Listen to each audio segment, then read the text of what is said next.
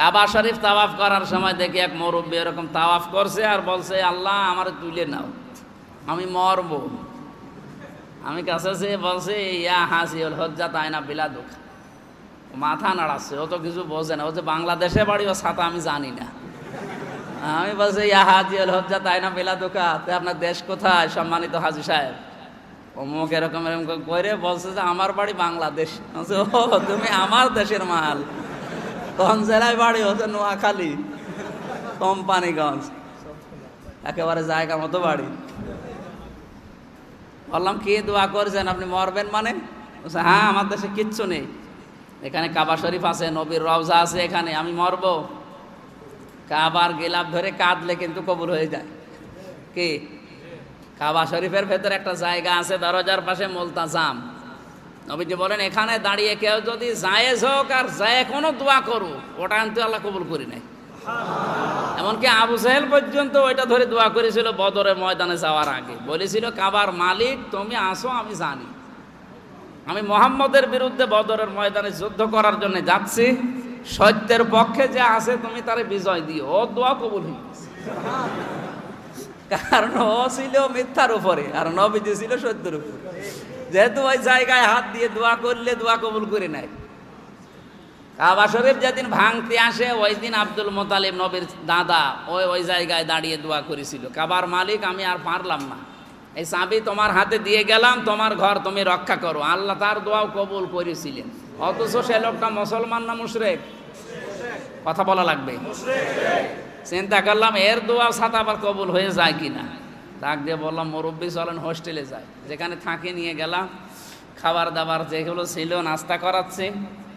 দেখি বাইরে ঝড় উঠে গেছে, বিশাল ঝড়, মরুভূমির যে ঝড়। বললাম, দাদা আপনার দোয়া কবুল হয়ে গেছে, আপনি প্রস্তুতি নিন। কেন? দেখেন কি ঝড় হচ্ছে, যে ঝড় উঠেছে আপনি এখন বাইরে যাবেন আর মরবেন, আপনার দোয়া কবুল, আপনি প্রস্তুতি নিন। আমারে বলছে, আমির হামজা এ দোয়া তো আমি এবছরের জন্য করিনি। ওর মুখের কথা আর মনের কথা এক না। কিছুক্ষণ আগে কাবার গেলাম ধরে বলছিল, আল্লাহ মরণ চাই, ঝড় দেখে দোয়া পাল্টি হয়ে গেছে। বলছে, আগামীতে যদি আসি তখন। আমি 16 সালে গিয়েছিলাম হজে। 17 সালে আসার পরে জানুয়ারিতে গেলাম ওই নোয়াখালী কোম্পানিগঞ্জে। দেখো ওই মুরব্বী এসে বলছে, হুজুর আসসালামু আলাইকুম। কি দাদা মরেননি? না, আগামীতে যদি যায়, তার মানে ও যাবেও না, ও মরবে। ওর মুখের কথা আর মনের কথা এক না। সাহাবা একরাম কবুল হওয়ার পেছনে প্রথম কারণ কি? তাদের মুখের কথা আর মনের কথা এক ছিল। আশা করছে আমাদের এখান থেকে শিক্ষা নেওয়া লাগবে। আমাদের মুখের কথা এবং মনের কথা যেন অন্তত এক হয়, তাহলে আমাদের ইবাদত বন্দেগী বা আমরাও আল্লাহর দরবারে কবুল হতে পারবো। তাওবার 1 নাম্বার শর্ত বললাম, আপনাকে স্বীকার করা লাগবে যে কোনো অপরাধ করার পরে। এখন স্বীকার করবেন কার কাছে? অপরাধ করেছেন যার কাছে, স্বীকার করবেন তার কাছে। আপনি অপরাধ করে গেলেন আমার কাছে আর কাবার গিলাফ ধরে কাঁদছেন, আল্লাহ আমারে মাফ করেন, হবে না। আপনি তার আল্লাহর কাছে অপরাধ করেননি, আপনি অপরাধ করেছেন আমার কাছে। কথা বুঝতেছেন? আমার যে অধিকারগুলো ছিল নাগরিক হিসাবে, এগুলো আমি পাইনি। আমার অধিকার আপনি সব কেড়ে নিয়েছেন। আমার অধিকার নষ্ট করে আপনি হজরে আসওয়াদে চুমো দিলেই কি আর কাবা শরীফের ভেতরে নামাজ পড়লে কি? যতক্ষণ পর্যন্ত আপনি আমার এই অধিকার ফেরত না দেবেন, আল্লাহ আপনার তাওবা কবুল করবে না। এই তাওবা যদি বাংলাদেশের মানুষ বুঝতো, তো এই দেশে কোনো অন্যায় আর হইতো? তাওবাই তো বোঝে না। তাহলে যে যে জায়গায় অপরাধ করেছে তার উচিত হচ্ছে সেখানে যেয়ে তাদের কাছে মাপ চাওয়া। আমরা যেহেতু 16 কোটি জনগণ, আমাদের অধিকার একটা ছিল, এই অধিকার আমরা অনেকে পাইনি। এই অধিকার যারা নষ্ট করেছে, অন্তত তাদের উচিত হবে এই 16 কোটি মানুষের কাছে আগে স্বীকার করা যে আমাদের ভুল হয়ে গেছে। এরপরে কাবা শরীফে যাবেন, মসজিদে নববীতে যাবেন, যান। আর এটা যদি আপনি মাপ না চেয়ে স্বীকার না করে সারা দুনিয়া সফর করে আসেন, আপনার তাওবা কবুল হয়নি। দ্বিতীয় নম্বরে আপনাকে অনুশোচনা করা লাগবে, অনুতপ্ত হওয়া লাগবে। আদম আলাইহিস সালাম এবং শয়তানের ভেতরে পার্থক্য ছিল এইটা, আদম নবীও ভুল করেছিলেন, শয়তানও ভুল করেছিল। শব্দের দিকে খেয়াল করেছেন? নবীর নাম বলার সঙ্গে সঙ্গে আমি বলেছি আদম নবী ভুল করেছিলেন, আর শয়তান ভুল করেছিল না ছিলেন হবে? ছিল হবে, কারণ ওর সম্মান নেই। ওকে আল্লাহ ইন্নাকা রাজিম বলে ডাক দিয়েছেন, তুই অভিশপ্ত, এই জন্য ওর ছিলেন দেওয়া যাবে না, ওরে দেওয়া লাগবে তুই ছিল, তুই মুই করা লাগবে। শয়তান মার্কা মানুষের ক্ষেত্রে এরকম শব্দই ব্যবহার করা উচিত। কেন? আং তাতাকাব্বারা ফিহা ফাখরুজ ইন্নাকা মিনাস সাগিরিন। আল্লাহ বলেন তুই অহংকার করলি, তাকাব্বুরি করলি, তোকে আমি দূর করে দিলাম। শুধু না, ইন্নাকা মিনাস সাগিরিন, তোরে আমি দুর্বল করে দিলাম, অপদস্থ করে দিলাম, অপমান করলাম। মানুষ দুনিয়ায় নিজেরাও অন্যায় করবে আর গাল দেবে তোরে। দেখবেন নিজে অন্যায় করে, আর অন্যায়টা যখন হয়ে যায় তখন গাল দেয় শয়তান। এমনকি সামনাসামনি তোর অনেকে প্রশংসা করবে, তো পেছনে যেয়ে বলবে আল্লাহ ও মরে না কেন? আমাকে বেশি বললাম? ফামা বাকাতা আলাইহিমুস সামা ওয়াল আরদু ওয়া মা কানু মুনজারিন। সূরা দোকানের 29 নম্বর আয়াতে তাকান। পৃথিবীতে অনেক মানুষ বিদায় নেয়, ওর জন্য আকাশেও কেউ কাঁদে না, জমিনেও কেউ কাঁদে না, ইন্না লিল্লাহও কেউ পড়ে না, এমনকি ওদের আল্লাহ অবকাশও দেয় না। এই কিছুদিন আগে যে আল্লাহর ওলি গেল, আমার তো মনে হয় 100টা কমেন্ট আমি পড়েছি, সব আলহামদুলিল্লাহ পড়েছি, ইন্না লিল্লাহ কেউ পড়েনি। অথচ যে বেঁচে থাকা অবস্থায় দেখেছেন কি দাপট ছিল?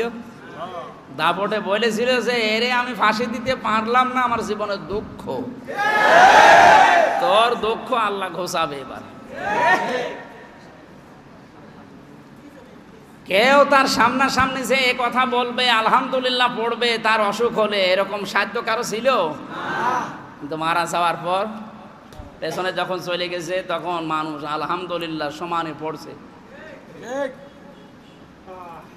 আমি বাদশাহ হাজ্জাজ বিন ইউসুফ এই লোকটার জীবনী পড়েছিলাম, সারা জীবনী পড়ে আমি কোনো ভালো কাজ তার পাইনি। তো একটা ভালো কাজ তার জীবনে এই যে কোরআনে জের জবর এইটা ও দিয়েছে, তাছাড়া ওর জীবনে কোনো ভালো কাজ আছে আমি পাইনি। শুধু জুলুম করতো জনগণের ওপরে। মানুষও ওর নাম দিয়েছিল জালেম। পেয়াদারা একদিন বলছে হুজুর আপনার জন্য তো বাইরে যাওয়া যায় না, মানুষ শুধু আপনারে গালি দেয়। গালি দেয় মানে কে গালি দেয় আমি নিজের কানে শুনবো। ছদ্মবেশ নিয়ে দাড়ি মাড়ি লাগিয়ে গিয়েছে বাইরে, যে এক গ্রাম্য লোকের সাথে দেখা, বলছে ওই বেটা হাজ্জাজ বিন ইউসুফ লোকটা কেমন? ও জালেম, ও জালেমের বাচ্চা জালেম। যেই 2বার বলেছে ওর মেজাজ গেছে খারাপ। ওই বেটা আমারে চেনো? যে না, যে আমি সেই বাদশাহ।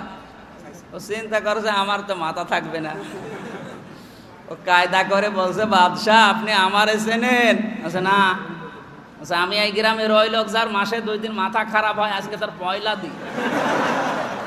ও তুই পাগল, যা পাগল বলে ছেড়ে দিস, তাছাড়া ছাড়ার কথা ছিল?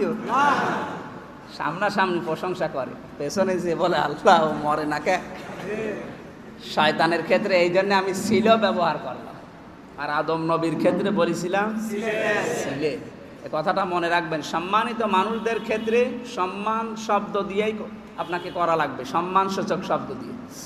আর যারা আল্লাহর পক্ষ থেকে অভিশপ্ত পাপিষ্ট, যাদের দেখলেই ছেলেপিলেরা 2 গ্লাস পানি খায়, এরকম মানুষের ক্ষেত্রে সম্মানজনক শব্দ না। এদের ক্ষেত্রে আরো সম্মান দিলে আমার আল্লাহ রাগ করে। এই জন্য ফাসেকের প্রশংসা করলে আল্লাহ খুশি হয় না, আল্লাহ আরো রেগে যায়। কথা বুঝতেছেন? ফাসেকের প্রশংসা করলে আল্লাহ রাগান্বিত হয়ে যান। শয়তান 2 নম্বরে বলেছিল রব্বুল আলামিন আমাকে তুমি রাজিম মারদুদ, এরপরে সাগিরিন বিভিন্ন নাম দিয়ে দুনিয়াতে পাঠিয়ে দিলে। শয়তান আল্লাহর কাছে তাওবা করা তো দূরের কথা, অনুশোচনা দূরের কথা, আফসোস করা দূরের কথা, ও আরো আর্গুমেন্ট পেশ করেছিল। আদম নবীও ভুল করেছিল কয়টা? শয়তান ভুল করেছিল। আদম নবী ভুল করার পরে বলেছে প্রথমে রব্বানা যালামনা আনফুসানা ওয়া ইল্লাম তাগফির লানা ওয়া তারহামনা লানাকুনান্না মিনাল খাসিরিন। হে আল্লাহ আমি ভুল করে ফেলেছি, তুমি ছাড়া মাফ করার কেউ নেই, তুমি যদি মাফ না করো আমি ক্ষতিগ্রস্ত হয়ে যাব। আল্লাহ তাআলা তার এই ভুলের স্বীকৃতি দেওয়ার কারণে তাকে মাফ করে দিয়েছে। এমনকি কিয়ামত পর্যন্ত আদম নবীর সন্তান দুনিয়ায় যারা আসবে, ওরাও যদি ভুল করার পরে স্বীকার করে, অনুশোচনা করে আর জীবনে করব না বলে ফিরে আসে, আল্লাহ তাদেরকেও আদম নবীর মতো মাফ করে দিবে। আর শয়তান প্রথমেই তো আর্গুমেন্ট পেশ করেছে, যুক্তি দেখিয়েছে, আনা খায়রুম মিনহু খলাকতানি মিন নারি ওয়া খলাকতাহু মিন তিন। তুমি আমারে বানিয়েছো আগুন দিয়ে, আর এটা বানিয়েছো মাটি দিয়ে। আগুনের কাজ উপরে ওঠা, মাটির কাজ নিচে যাওয়া। শয়তান বোঝাতে চেয়েছিল যে আমার ভেতরে পাওয়ার আছে, শক্তি আছে, আমি জ্বালিয়ে পুড়িয়ে শেষ করে দিতে পারি, কিন্তু মাটি ওইটা। শয়তান অহংকার করেছিল ক্ষমতা। কিসের? সবাই বলেন তাহলে আজও পৃথিবীতে কেউ যদি ক্ষমতা পেয়ে অহংকার করে, এটা আসলে আর মানুষ থাকে না, এটা কি শয়তান। কোন দিকে ইঙ্গিত দিলাম হয়তো আপনি বুঝে ফেলেছেন নাকি? আমি জানি আপনি বুঝেছেন। তাহলে আপনার 3.5 হাত বডি থাকলে আপনি মানুষ না। আপনার ভেতরে যদি ক্ষমতার তাকাব্বরি থাকে, চেয়ারের গরম থাকে শয়তানের মতো, তাহলে বুঝবেন আপনি আর মানুষ নেই, শয়তান আপনাকে দখল করে ফেলেছে। এখন যদি এ মাওলানা বাড়িতে যেয়ে বিয়ে করেছে, বাড়িতে যেয়ে সালাম দেয় আর ওনার বউ যদি বলে কুকুরের বাচ্চা, আপনার ভালো লাগবে? রাগ হবে না। উনি যদি জ্ঞানী মানুষ হয়, উনি অন্তত প্রথমে কুকুরের বাচ্চা শোনার পরে রাগ করবে না। উনি চিন্তা করবে যে আমার বউ তো একটা সম্ভ্রান্ত ঘরের মেয়ে, আলেমা, জ্ঞানী মানুষ, তো ভদ্র মেয়ে, হঠাৎ করে গালি দিচ্ছে কেন? অবশ্যই ওরা জিনে ধরেছে। এরকম মনে হবে না? একবারে তো রাগ হওয়ার কথা না, কারণ 8-10 বছর সংসার অলরেডি করছে, তার ভাব সব জানে। হঠাৎ শুকুরের বাচ্চা বলে গালি দিলে একবারে রাগ। জ্ঞানী মানুষ হলে করবে না, চিন্তা করবে না, মনে হয় এর কোনো কিছুতে ধৈর্যছে। আপনি যখন দেখবেন যে আপনি মানুষ হিসাবে বিনয়ী হতে পারেন না, আপনার অহংকার আরো বেশি, ক্ষমতার অহংকার হোক, চেহারার হোক, এলমের হোক, আরো যে সমস্ত অহংকার আছে, এগুলো যদি ভেতরে কারো বাসা বাঁধে, সে যেন মনে করে নেয় তারে শয়তান দখল করে ফেলিস। এরকম দখল করা মানুষ তো দেশে এখন নেই। আচ্ছা, মানে নাম ধরা লাগবে? হ্যাঁ, গাজীপুরেও আছে। আমার ভাইরা, শয়তান আল্লাহর কাছে অনুশোচনা করে নাই, অনুতপ্ত হয় নাই। 3 নম্বরে এ কাজ আমি আর কোনোদিন করব না, এটা বলে ফিরেও আসে নাই। আদম নবীর ভেতরে শয়তানের ভেতরে পার্থক্য এই একটাই, তিনি অনুশোচনা করার পরে, স্বীকার করার পরে বলেছিলেন আল্লাহ আমি আর জীবনে কাজ করব না, ফিরে আসলাম। আর শয়তান এই একটাও মানে নাই, ও আরও আর্গুমেন্ট পেশ করেছে। এই জন্যে ওর তাওবা বা ওর অনুশোচনা আল্লাহর দরবারে কবুল হয়নি। আদম নবীরটা কবুল হয়েছিল। 3 নম্বরে তাওবা যদি কেউ করতে চায়, আমি আর জীবনে এই কাজ করব না, ঘৃণা ভরে এখান থেকে চলে আসলাম। এতদিন যারা আকাশ সংস্কৃতিতে বিভিন্ন জিনিস পেয়ে উল্টাপাল্টা যারা প্রকাশ্যে হোক গোপনে হোক এই অশ্লীল বিষয়গুলো দেখতো, এই মানুষগুলো যদি এখন তাওবা করতে চায়, তাহলে জীবনে আমি আর এরকম কিছু সামনে আসলেও দেখব না, সিদ্ধান্ত নিয়ে ঘৃণা করে চলে আসবে, এই লোকটার তাওবা কবুল হবে। এরকম তাওবা আমরা করতে পারি না?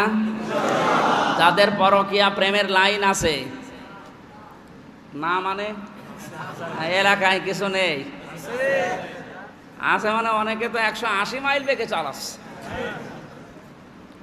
পরকীয়া প্রেম এটা জেনা ব্যভিচারের চাইতেও খারাপ, কারণ একটা সংসার পুরা জাহান্নাম বানিয়ে দেয়। সুতরাং এরকম কাজে যদি কেউ থাকেন, এই মুহূর্তে শুধু চলে আসবেন তা না, ঘৃণা করে ওখান থেকে চলে আসা লাগবে। যারা আছেন চলে আসবেন, কারা কারা হাত তোলেন তো দেখি। আহা, তুমি লাইন করো। মুরব্বী মানুষ, দাড়ি পেকে গেছে, লাইন করে। ও যদি লাইন করে তো হুজুর কি করবে? নাউজুবিল্লাহি মিন যালিক। না, আমি ওনারে তো হাত তুলতে বলিনি, যারা ওই কাজ করে তারা হাত তুললে মেনে নিতাম। তো ও হাত তুলিস কোন কারণে? ও যদি এখনো এই বয়সে বেড়া ভাঙে, তো ও যুবক বয়সে কি করিস? না, আমি আশা করছি যারা এই কাজে আছেন ছেড়ে দেবেন। 3টা 6টা শাস্তি আল্লাহ শুধু পরকীয়া প্রেম যারা করে তাদের জন্য নির্ধারিত করে রেখেছে। তিরমিজি শরীফ হাদিস, এক নম্বরে দুনিয়ার ময়দানে তাদের চেহারার যে উজ্জ্বলতা আল্লাহ নষ্ট করে দেয়, তাদের রিস্কের অভাব আল্লাহ তাদের দুনিয়ায় চাপিয়ে দেয়। কিসের অভাব? রিজিক বলতে আপনি কি বোঝেন? শুধু ওই টাকা পয়সা আর খাবার দাবার। রিজিকের ব্যাখ্যা চারটা, আমি তাফসির থেকে লিখেছিলাম, বলবো, এটা দরকার, যেহেতু এটা মিডিয়ায় যাবে, এটা আমারও দরকার। আপনারা বারবার কথা না শুনিয়ে এই বিষয়টা একটু ভালো করে খেয়াল করবেন। রিজিকের যে ব্যাখ্যাটা, রিজিকের যে স্তরগুলো আছে তাফসির থেকে বলছি, এক নম্বরে সর্বনিম্ন স্তর। সর্বনিম্ন স্তর হচ্ছে টাকা পয়সা অর্থ সম্পদ, এগুলো রিজিকের সর্বনিম্ন স্তর। একটু ভালো করে শোনেন, রিজিক প্রধানত কয় প্রকার বললাম? রিজিকের সর্বনিম্ন স্তর টাকা পয়সা অর্থ সম্পদ, এগুলো। দুই নম্বরে স্তর সর্বোচ্চ স্তর। সর্বোচ্চ স্তর হচ্ছে সুস্থতা। কথা আপনি বুঝতেছেন আমি কি বলতেছি? রিজিকের দ্বিতীয় নম্বর যেটা সর্বোচ্চ স্তর, এটা কি? তিন নম্বরে হচ্ছে সর্বোত্তম স্তর। সর্বোত্তম স্তর হচ্ছে পুণ্যবান স্ত্রী এবং পরিশুদ্ধ নেক সন্তান, এটার একটা রিজিক। এই জন্য মানুষ যখন সন্তান জন্ম দেয় তখন বলে বিসমিল্লাহ আল্লাহুম্মা জানিবিশ শাইতান জান্নিবিশ শাইতান মা রাযাকতানা। রাযাকতানা মানে কি? আমারে রিজিক দাও। তা কি রিজিক এখানে? কি এখানে যে রিজিক, এই রিজিকের নাম কি? এই সন্তান হওয়া লাগবে এরশাদ শিকদারের মতো, নাকি ওসি প্রদীপের মতো? কার? হ্যাঁ, ওই বলে আমি মার খাই। সর্বোত্তম স্তর হচ্ছে পুণ্যবান স্ত্রী এবং পরিশুদ্ধ নেক সন্তান। চার নম্বরে পরিপূর্ণ স্তর। শব্দগুলো খেয়াল করেছেন কত উন্নত? সর্বনিম্ন, সর্বোচ্চ, সর্বোত্তম এবং পরিপূর্ণ স্তর। পরিপূর্ণ স্তর কি? মহান আল্লাহ রাব্বুল আলামিনের সন্তুষ্টি এবং রেজামন্দি, এটা হচ্ছে পরিপূর্ণ স্তর।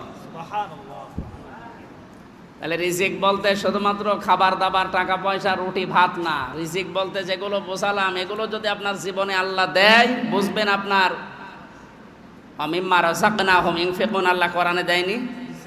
নাফাক মানে কি? নাফাক শব্দের শাব্দিক অর্থ হচ্ছে সুড়ঙ্গ পথ। সুড়ঙ্গ পথের কি সিস্টেম? কি এক মুখ দিয়ে দিলে আর এক মুখ দিয়ে পাওয়া যায়। দুনিয়াতে এই যে চার প্রকার রিজিকের ব্যাখ্যা বললাম, এটা যাদেরকে আল্লাহ দিয়েছেন, প্রথম নম্বরে হচ্ছে কি? টাকা পয়সা অর্থ সম্পদ যাই বলেন। এরপরে দ্বিতীয় নম্বরে সুস্থতা, তিন নম্বরে নেককার স্ত্রী আর পরিশুদ্ধ সন্তান, চার নম্বরে আল্লাহর সন্তুষ্টি।